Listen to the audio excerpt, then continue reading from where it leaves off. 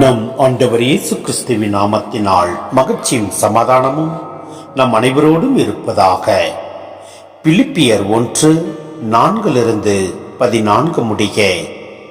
உங்கள் அனைவருக்காகவும் எப்பொழுதும் மகிழ்ச்சியோடு மன்றாடி வருகிறேன். ஏனெனில் தொடக்கம் முதல் இன்று வரை நீங்கள் நற்செய்தி பணியில் என்னோடு பங்கேற்று வருகிறீர்கள். உங்களுள் இத்தகைய நற்செயலை தொடங்கியவர் கிறிஸ்து இயேசுவின் நாள் வரை அதை நிறைவுற செய்வார் என உறுதியாய் நம்புகிறேன்.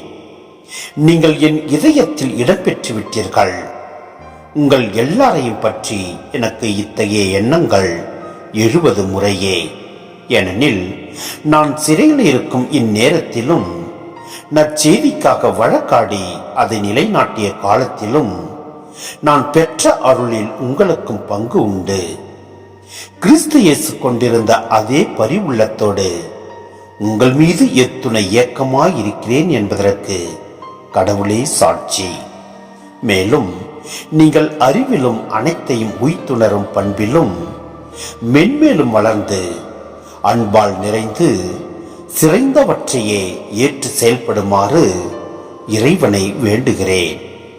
கடவுளின் மாட்சிக்காகவும் புகழ்ச்சிக்காகவும் இயேசு கிறிஸ்துவின் வழியாய் நீதியின் செயல்களால் நிரப்ப பெற்று கிறிஸ்துவின் நாளுக்கென்று குற்றமற்றவர்களாக நேர்மையோடு வாழ்ந்து வர வேண்டும் என்றே இவ்வாறு செய்கிறேன்.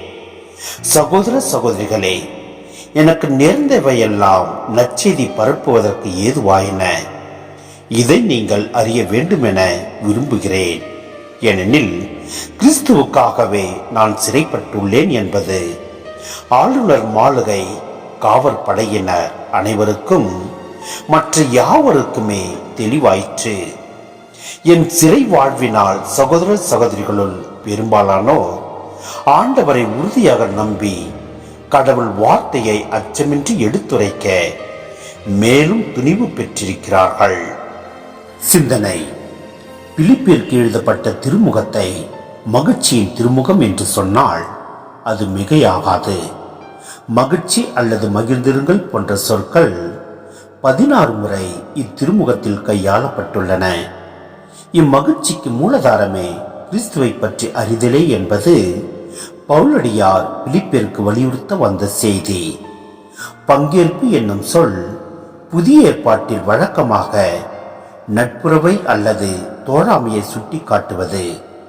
கிறிஸ்துவுடன் பிலிப்பியர் ஏற்படுத்தி கொண்ட நட்புறவை இங்கு நேரடியாக சுட்டி காட்டாமல் நற்செய்தியை அறிவிக்கும் பணியில் பிலிப்பியருக்கும் பவுலுக்கும் இடையே உருவான தோழாமையை சுட்டி நிற்கிறது. பவுலது தூதுரை பணியில் பிலிப்பியர் காட்டிய ஈடுபாட்டை இது குறிக்கின்றது. பிலிப்பியர் தேவையுள்ள சபைகளுக்கு பொருளுதவி செய்து பவுலது பணியில் பங்கேற்றதும் இங்கு குறிப்பிடத்தக்கது. பவுலடியார் தமது சிறை வாழ்வை சுமையாக அல்ல, மாறாக நற்செய்தி அறிவிப்பதற்கான வழியாக உணர்கின்றார். எனவே நம் வாழ்வில் துன்பங்கள் ஏற்படுகின்ற போது அவை மகிழ்ச்சியாக ஏற்றுக்கொண்டு நாம் இறைப்பணி செய்திடுவோம். எல்லாம் அல்ல இறைவன் நம்மை நிறைவாய் ஆசீர்வதிப்பார். ஆமேன்.